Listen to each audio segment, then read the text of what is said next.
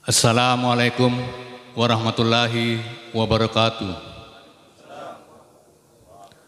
Allahu Akbar, Allahu Akbar, Allahu Akbar, Allahu Akbar, Allahu Akbar, Allahu Akbar, Allahu Akbar, Allahu Akbar, Allahu Akbar kabiro, walhamdulillahi katsiro, wa subhanallahi bukrata wa asila.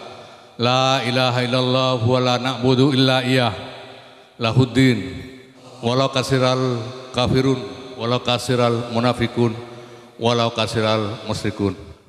Alhamdulillahi rabbil alamin, nahmaduhu wa nasta'inu wa nastaghfiruhu wa na'udzu billahi min syururi anfusina wa sayyiati a'malina may yahdihillahu fala mudilla lahu wa may yudlil fala hadiya lahu. Asyhadu an la ilaha illallah wa asyhadu anna Muhammadar abduhu wa rasuluh. Wassalatu wassalamu ala nabiyyina Muhammadin wa ala alihi wa ashabihi wa man tabi'ahu ila yaumiddin.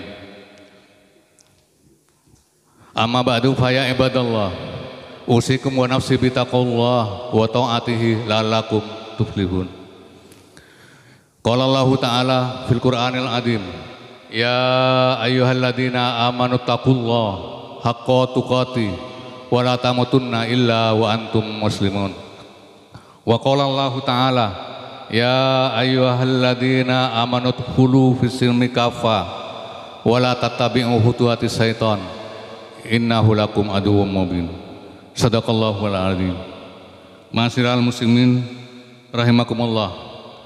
Bersyukur kita kehadirat Allah pada setiap kesempatan, pada setiap saat kita harus selalu bersyukur kehadirat Allah, termasuk beberapa nikmat yang telah diberikan Allah kepada kita, baik nikmat sehat walafiat dari segi mental maupun dari segi jasmania.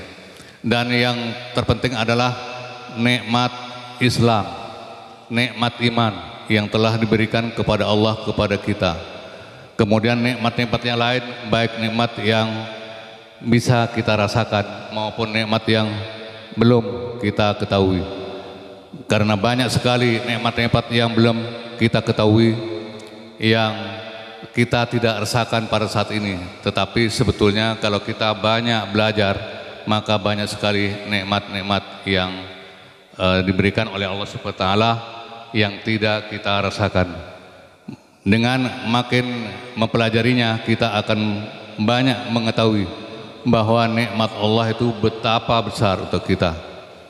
Salawat dan salam kita sampaikan kepada junjungan kita Nabi besar Muhammad sallallahu alaihi wasallam beserta keluarganya, beserta sahabatnya yang telah memberikan arahan, menjadikan Al-Quran yang diturunkan oleh Allah Subhanahu wa taala menjadi pedoman bagi kita semua, sehingga kita bisa mempelajarinya, bisa membacanya, dan bisa kita kejawantahkan, kita nikmati di dalam kehidupan sehari-hari kita.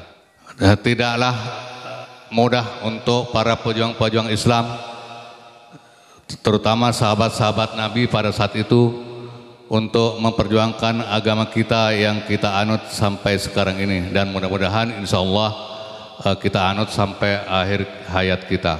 Amin ya rabbal alamin. Ma'asyiral muslimin rahimakumullah, jamaah masjid Darussalam di kota Sumeneb ini yang dirahmati Allah, dan mudah-mudahan tetap kokoh imannya sampai akhir hayat kita. Kita hadir di sini adalah untuk menjalankan syariat seperti yang dicontohkan oleh Nabi besar Ibrahim alaihissalam dan Nabi Ismail. Sebetulnya sumber dari syariat yang sudah dijalankan oleh kita ini, yaitu melakukan sholat Idul Adha bersama-sama dan kemudian mendengarkan khutbah, dan saudara-saudara kita yang ada di Mekah dan Madinah menjalankan ibadah haji. Itu adalah syariat-syariat yang tidak lepas dari yang diajarkan oleh Nabi besar Ibrahim dan Ismail alaihissalam. Kalau berbicara tentang Idul Adha, tentu kita tidak akan melupakan apa yang telah difirmankan oleh Allah Subhanahu wa taala di dalam surat As-Saffat ayat 102. Ketika Nabi Ibrahim alaihissalam berkata kepada anaknya, yang artinya adalah pada saat itu Nabi Ibrahim itu bermimpi 3 kali. Di dalam 3 malamnya itu bermimpi. Dalam mimpinya itu Allah menyuruh untuk mengorbankan anaknya yang sangat disayanginya, yang ditunggu-tunggu sekian tahun lamanya untuk dikorbankan. Pada saat itu dinyatakan kepada Ismail, dan Ismail berkata, tanpa pikir panjang Ismail mengatakan, wahai ayahku, lakukanlah apa yang sudah diperintahkan oleh Allah Subhanahu wa taala, maka insya Allah kelak kita akan dipertemukan sebagai orang-orang yang sabar. Jadi dasarnya adalah itu. Kalau kita melihat dari ayat ini mengatakan bahwa Nabi Ismail tidak pernah meminta sedikit pun persyaratan kepada ayahandanya untuk meminta penundaan, misalnya tunggu saja dulu ayahku, nanti saja pada saat saya sudah dewasa, nanti saja pada saat saya sudah menikah, nanti saja pada saat saya sudah bisa menyenangkan atau memberikan kesejahteraan kepada ayahanda dan ibunda. Tidak seperti itu, tapi saking takwanya dan yang ada di dalam benak Nabi Ismail pada saat itu, yang sudah diajarkan oleh Nabi Ibrahim, itu adalah suatu ketakwaan, hanya suatu ketakwaan, hanya suatu kesabaran. Jadi kita diajarkan untuk selalu bertakwa gitu. Sehingga tidak pernah ada terbesit pun di samping itu hal-hal lain yang dipikirkan kecuali ketakwaan kepada Allah Subhanahu wa taala. Dan kita kembali merefleksikan diri, apakah kita termasuk umat yang seperti itu. Oleh karena semakin banyak rupanya tantangan yang sudah kita hadapi di dunia ini ya. Termasuk adalah tantangan dengan banyaknya informasi-informasi yang bisa kita dapatkan dalam sekejap, dalam genggaman sebuah alat yang diberi nama handphone, yang diberi nama laptop, yang diberi nama tab dan sebagainya. Informasi-informasi itu apakah membawa kita kepada ketakwaan? Kita harus merefleksikan sendiri, apakah kita lebih baik ketinggalan atau tidak membaca notifikasi yang ada di dalam handphone, atau kita mengutamakan untuk membaca Al-Quran atau untuk menyiarkan konten-konten yang berguna untuk saudara-saudara kita. Apakah seperti itu? Nah, oleh sebab itu maka kita harus melakukan refleksi sendiri. Oleh karena apa? Oleh karena era digital itu sangat luar biasa. Sangat luar biasanya kenapa? Karena pada saat itu, pada saat ini ya, sebelumnya kita tahu ada YouTube, ada WhatsApp yang memudahkan kita, kemudian ada podcast, sehingga kita bisa dengan mudah dakwah ini bisa disebarkan ke segala arah. Kita bisa melakukan sharing atau melakukan pengiriman pesan-pesan yang bermanfaat gitu. Tetapi sebaliknya kita juga bisa melakukan sharing pesan-pesan yang tidak bermanfaat, bahkan menjurus kepada dosa. Kita harus selalu ingat bahwa Allah sudah berfirman supaya kita itu tahu bahwa manusia itu adalah makhluk yang selalu diuji oleh Allah. Kapanpun akan selalu diuji. Jangankan kita manusia biasa, nabi-nabi kita pun termasuk Nabi Ibrahim itu ujiannya luar biasa. Dari sejak remaja dia harus melawan ayahandanya yang membuat patung. Kemudian sampai diusir oleh ayahandanya kalau akan selalu menasihati, kalau akan selalu mengingatkan tauhid kepada Allah Subhanahu wa taala, sampai diusir dan akan dirajam. Kemudian juga Nabi Ibrahim pernah mengalami cobaan yang luar biasa, dibakar hidup-hidup oleh raja pada saat itu. Dan cobaan yang lain adalah Nabi Ibrahim lama dikaruniai seorang anak, walaupun minta sudah setiap saat meminta. Setelah punya anak kemudian diminta untuk dikorbankan pada saat anak itu sedang bisa-bisanya untuk membantu ayahnya. Jadi apa yang kita petik dari hal ini? Yang kita petik adalah bahwa setiap manusia, termasuk kita tentu akan diuji. Seperti apa yang dinyatakan oleh Allah Subhanahu wa taala di dalam surat Al-Mulk ayat 2. Alladzi khalaqal mauta wal hayata liyabluwakum ayyukum ahsanu amala wa huwal azizul ghafur. Ya, artinya apa? Artinya Allah menciptakan langit dan bumi ya, untuk manusia diuji dan ujian itu akan berupa amal. Apakah kita tahan diuji atau tidak? Gitu. Kalau tidak tahan diuji maka akan menjadi dosa. Dan kalau lolos dari ujian-ujian itu insya Allah akan menjadi amal yang akan diperhitungkan di akhirat. Nah, masyiral muslimin rahimakumullah, jamaah Masjid Darussalam, kita harus betul-betul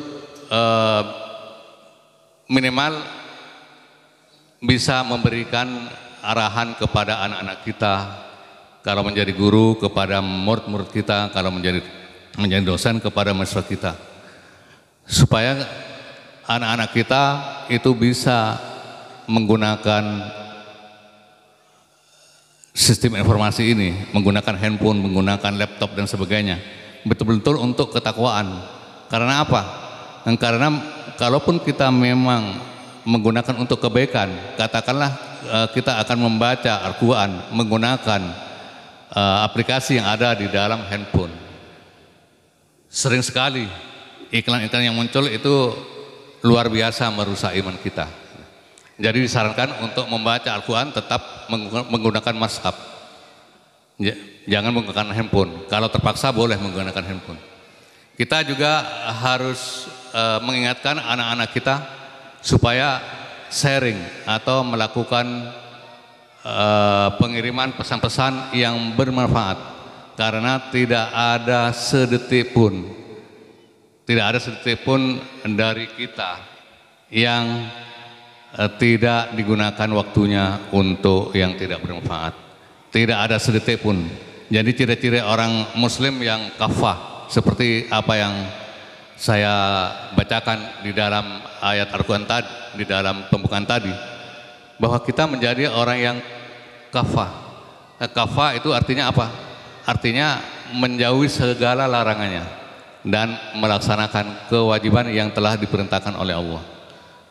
Apa artinya? Artinya kita tidak bisa lalai sedikit pun. Kadang-kadang bisa kita hanya katakan saja dengan mudah, kita menjadi orang yang kafah, kita menjadi muslim yang kafah. Mudah sekali untuk mengatakan hal itu. Akan tetapi sebetulnya kafah itu mempunyai suatu makna ya, yaitu bahwa tindakan kita yang tidak ada hubungannya dengan syariat, kalau bisa itu dihindari. Jadi kita hanya menjalankan apa yang diperintahkan oleh Allah, yang tidak berguna. Terlalu banyak nonton misalnya, anak-anak kita terlalu banyak nonton, itu harus diingatkan. Supaya apa? Supaya imannya dan takwanya itu tidak lama-lama akan menurun, karena takwa itu akan mengalami peningkatan dan penurunan. Bagi guru-guru barangkali atau mungkin bapak-bapak yang ada di rumah itu akan menjadi guru di dalam rumahnya sendiri, harus diingatkan, karena mau tidak mau anak-anak kita akan minta handphone. Tidak mungkin kita memberikan handphone, tidak mungkin kita tidak memberikan laptop. Jadi handphone atau laptop itu harus diingatkan, gunakanlah yang sebaik-baiknya nak. Jangan gunakan untuk hal-hal yang dosa. Ya, itu kira-kira. Jadi sangat luar biasa. Tapi alhamdulillah kalau kita membaca berita-berita, ternyata dengan adanya era digital ini, perkembangan Islam itu luar biasa. Di dunia itu sangat luar biasa. Di Eropa perkembangan Islam itu sangat pesat. Di Amerika pun itu demikian. Kenapa? Karena mereka yang takut kepada Islam, lama-kelamaan akan membaca, akan mengetahui Islam itu yang ditakutkan oleh Islamfobia itu apa sih Islam itu? Maka mereka membaca, mencari tahu informasi dari Islam itu apa. Nah, kemudian dari informasi-informasi itu, dari ulasan-ulasan, dari khutbah-khutbah, dari ceramah-ceramah ulama, dari diskusi-diskusi tentang Islam, akhirnya mereka tahu, oh ternyata Islam adalah agama yang rahmatan lil alamin, yang tidak seperti apa yang mereka bayangkan. Ternyata apa? Ternyata mereka selama ini itu menilai Islam salah. Karena menilai Islam salah, maka akhirnya mau tidak mau mereka mencari tahu Islam itu apa. Dan begitu dibaca, biasanya mereka itu membaca ayat ya dari yang paling belakang ya. Karena kebiasaan membaca buku itu dari paling belakang. Maka dapatlah apa yang dikatakan, apa yang ada di dalam surat Al-Ikhlas gitu. Yang menyatakan bahwa qul huwallahu ahad. Tuhan itu ahad, tidak diperanakan gitu. Sedangkan Tuhan-Tuhan mereka itu tidak ahad sebetulnya. Walaupun mereka mengklaim ahad gitu.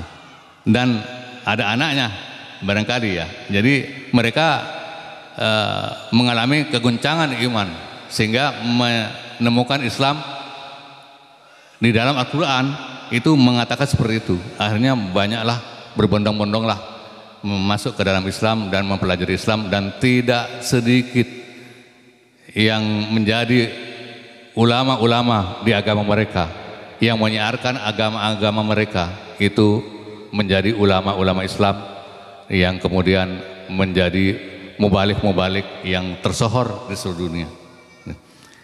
Jadi anak-anak kita harusnya diarahkan seperti itu. Berilah atau kirimkanlah konten-konten yang berguna. Sama sekali jangan sekali-sekali mengirimkan konten-konten yang tidak berguna sama sekali. Ma'asyiral muslimin rahimakumullah. Tugas sebagai manusia di dunia ini memanglah sebetulnya kalau dipikir itu sangat berat. Tetapi kalau kita nikmati, kalau kita betul-betul takwa, ternyata tidaklah berat. Ternyata tidaklah berat. Semua sudah ditutunkan di dalam Al-Quran dan hadis. Jadi kita harus mulai, bukan cuma mengaji. Kalau dulu istilahnya mengaji itu memang membaca Al-Quran. Tetapi harus dimanai, mananya itu harus tahu. Zaman dulu begitu susahnya kita mendapatkan terjemahan Al-Quran. Susah sekali. Terjemahan Al-Quran yang ada adalah terjemahan yang dikeluarkan oleh Departemen Agama pada saat itu. Paling-paling juga terjemahan atau tafsir dari Buya Hamka. Jadi sangat terbatas. Terjemahan yang diperoleh dari Departemen Agama pun itu sangat terbatas. Hanya orang-orang tertentu saja yang memiliki. Sekarang terjemahan dalam Al-Quran dalam bentuk digital sudah bisa kita nikmati di saku kita, kapan saja kita melakukan, kapan saja kita mau untuk belajar. Nah, kemudian tafsirnya juga ada. Tafsir kita mau belajar tafsir apa? Ada. Dan mudah sekali kita pelajari. Jadi diharapkan, karena Islam itu adalah pedoman hidup kita. Al-Quran itu adalah pedoman hidup kita. Hadis juga demikian. Hadis itu adalah aktualisasi daripada apa yang dipedomani di dalam Al-Quran. Karena Al-Quran itu adalah pedoman hidup kita, maka kalau hanya dibaca saja, saya rasa kurang. Nanti kalau ditanya oleh Allah Subhanahu Wa Taala di dalam alam akhirat, apa yang kamu tahu tentang Al-Quran, maka tidak bisa mengerti menerjemahkan Al-Quran, maka apa jadinya? Oleh sebab itu maka marilah kita bersama-sama untuk meningkatkan ketakwaan kita dengan membaca Al-Quran, kemudian mengerti artinya dan menerjemahkan di dalam kehidupan kita sehari-hari. Nah, oleh sebab itu maka akan menuntun kita untuk menjadi Muslim yang kafah, yang senantiasa mengajak kepada kebenaran, yang senantiasa menghindari kesyirikan, kemusyrikan, kebodohan dan sebagainya. Nah, itu adalah hal yang pertama. Tetapi sekarang kemajuan teknologi itu makin berkembang, yaitu dengan ditemukannya suatu tool yang disebut dengan intelijen artifisial atau AI. Dengan AI itu kita bisa menyuruh untuk bisa mengumpulkan informasi-informasi, dan bahkan dengan AI itu kita bisa juga meminta untuk membaca, untuk mengkritisi suatu makalah atau suatu artikel atau suatu tulisan dari ulama-ulama. Kita bisa meminta AI. Contohnya adalah ChatGPT dan sebagainya. Nah, hal ini akan menjadi pisau bermata dua. Bisa menjadi keuntungan, bisa menjadi kerugian. Kerugiannya apa? Kalau AI ini tidak digunakan secara benar, mungkin adik-adik kita yang pelajar ini akan menjawab pertanyaan-pertanyaan atau tugas-tugas dari gurunya ya, menggunakan AI, kemudian diserahkan kepada gurunya gitu. Nah, setelah itu gurunya membacanya. Tetapi apa? Sebetulnya tugas yang diberikan oleh guru adalah untuk melatih dari murid-muridnya. Dengan AI ini kita menjadi tidak kreatif, Bapak Ibu. Mahasiswa menjadi tidak kreatif. Kenapa? Kita ingat dulu waktu disuruh belajar membuat paragraf misalnya, atau membuat kalimat, kemudian membuat hubungan antar paragraf supaya nyata, supaya tersambung, supaya kelihatan tali benang merahnya istilahnya. Sekarang dengan AI semua itu bisa dilakukan. Dengan kita mengetik satu kata, tolong buat satu kalimat dengan kata ini akan keluar. Dan tolong buat paragraf dengan kalimat ini, itu akan jadilah paragraf. Tolong buatkan paragraf yang lain. Tolong buat makalah. Selesai sudah. Ya. Artinya apa? Artinya kalau ini kita tidak ditekankan kepada anak-anak kita, ya, maka anak-anak kita tidak akan mendapatkan pembelajaran apapun. Yang belajar itu AI-nya, yang belajar itu ChatGPT-nya. Oleh sebab itu maka dikatakan pisau bermata dua. Ya. Oleh sebab itu sekarang itu sudah timbul keinginan untuk kembali ke zaman dulu. Ada suatu negara yang kembali kepada tulisan tangan, di Swedia misalnya, karena kemajuan teknologi informasi di era digital ini luar biasa pesat. Mungkin dalam setahun ini akan bertambah lagi dan bertambah lagi, sehingga kita tahu sekarang banyak sekali profesi-profesi yang sudah tidak ada. Dulu ada operator telepon, sekarang sudah tidak ada. Dulu ada operator di jalan tol, sekarang sudah tidak ada. Nanti mungkin guru juga tidak ada. Karena buat apa? Karena murid atau mahasiswa bertanya kepada gurunya. Di situ ada handphone. Ditanyakanlah kepada AI oleh muridnya, oleh mahasiswanya. Apa yang terjadi? Gitu. Mahasiswa tidak akan mendapatkan apa-apa, anak-anak, murid-murid tidak akan mendapatkan apa-apa. Itu adalah sisi jeleknya. Tetapi sisi bagusnya ya, adalah bahwa dengan AI itu kita bisa bertanya sejarah para nabi ke AI. Kita bisa bertanya segala hal, apa yang dimaksud dengan terjemahan ini. Kita bisa bertanya tentang ceramah yang disampaikan oleh syekh ini, syekh itu, apa maksudnya? Kita bisa bertanya, kita bisa memanfaatkan ini untuk kebaikan. Nah, jadi kesimpulannya apa? Kesimpulannya yang paling penting adalah bagaimana kita menekankan kepada anak-anak kita bahwa teknologi digital itu adalah suatu alat yang kalau tidak digunakan dengan baik itu akan merusak. Gitu. Kalau digunakan yang baik itu akan sangat bermanfaat. Nah, oleh sebab itu maka penekanan-penekanan ini harus kita selalu jalankan, apapun profesi kita, ya, terutama untuk profesi seorang guru, baik guru ngaji maupun guru umum. Ya. Dulu para pemikir-pemikir Islam yang sudah kita kenal, ya, para pemikir-pemikir Islam itu banyak sekali. Kalau sekarang yang diketahui itu adalah para pemikir-pemikir non-Islam. Kita mengenal Aristoteles dan sebagainya. Kita mengenal Anthony van Leeuwenhoek, kita mengenal ahli-ahli penemu komputer dan sebagainya. Tetapi ingat, itu asalnya itu dari pemikir-pemikir Islam yang kemudian buku-bukunya itu dimusnahkan pada saat kejayaan masa Romawi. Gitu. Kira-kira demikian. Ma'asyiral muslimin rahimakumullah. Jadi sekali lagi khotib ingin berpesan supaya kita harus selalu menekankan, kita tidak tahu teknologi apa lagi yang akan ditemukan. Mungkin sekarang teknologi bisa digunakan untuk hal yang baik, untuk hal yang jelek. Barangkali di kemudian hari ada teknologi-teknologi yang hanya digunakan untuk keburukan-keburukan saja. Gitu. Kita di sini sekarang sudah ada judi online. Apa saja sekarang ada online. Ya. Kemudian diperdebatkan apakah boleh nikah online. Gitu. Itu juga menjadi perdebatan. Gitu.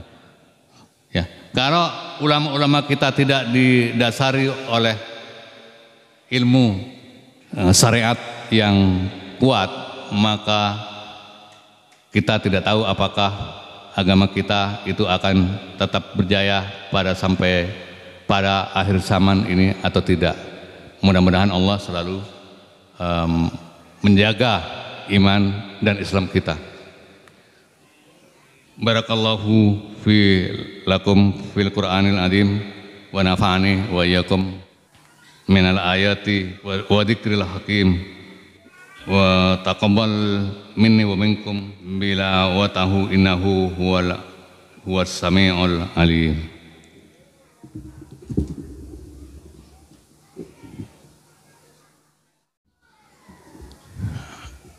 Alhamdulillahilladzi anzala ala abdihil kitaba wa lam yaj'al lahu iwaja. Asyhadu an la ilaha illallah wa asyhadu anna Muhammadar Rasulullah. Wassalatu wassalamu ala nabiyyina Muhammadin wa ala alihi wa sahbihi wa man tabi'ahu ila yaumiddin. Ma'asyiral muslimin rahimakumullah. Kiranya kita hidup di zaman modern ini harus menjaga ketakwaan kita kepada Allah Subhanahu wa ta'ala. Pada kesempatan apapun, dimanapun kita berada, kita harus selalu berpedoman kepada Al-Quran, hadis, dan turunan-turunannya. Ma'asyiral muslimin, kita memang hidup di era yang penuh dengan ketidakpastian, dalam artian adalah pertentangan-pertentangan yang diperparah dengan adanya era digital ini. Marilah kita bertakwa kepada Allah Subhanahu wa ta'ala. Selalu pada setiap keadaan, setiap detik kita harus bertakwa. Marilah kita bersalawat selalu kepada Nabi besar Muhammad sallallahu alaihi wasallam. Ma'asyiral muslimin rahimakumullah. Pada kesempatan ini kita harus selalu mempunyai kemampuan untuk merefleksikan diri. Selalu merefleksikan diri, apakah kita menjadi manusia yang takwa atau tidak. Apakah ketakwaan kita itu sudah maksimal atau tidak. Apakah ketakwaan kita itu merupakan suatu ketakwaan yang tulus atau tidak. Apakah kita bisa mencontohkan takwa dari Nabi Ibrahim dan Nabi Ismail. Itu kita perlu melakukan evaluasi setiap saat. Marilah kita berdoa. Sebelumnya kita bacakan salawat atas Nabi besar Muhammad sallallahu alaihi wasallam. Wassalatu wassalamu ala asrofil anbiya'i wal mursalin Muhammad wa ala alihi wa sahbihi. Allahumma fir lil muslimina wal muslimat wal muslimina wal muslimat al afwai minhum wal amwat. Allahumma inna nas'aluka salamatan fid din wa afiatan fil jasad wa siyadatan fil ilmi wa barakatan fil rizqi wa taubatan qabla maut wa rahmatan indal maut. Allahumma hawwin alaina fi sagharatil maut wa najata minan nar wal afwa indal hisab. Rabbana la tuzigh qulubana ba'da idh hadaytana wa hab lana min ladunka rahmah innaka antal wahhab. Rabbana atina fid dunya hasanah wa fil akhirati hasanah wa qina adzabannar. Subhana rabbika rabbil izzati amma yasifun wa salamun alal mursalin walhamdulillahi rabbil alamin. Wassalamualaikum warahmatullahi wabarakatuh.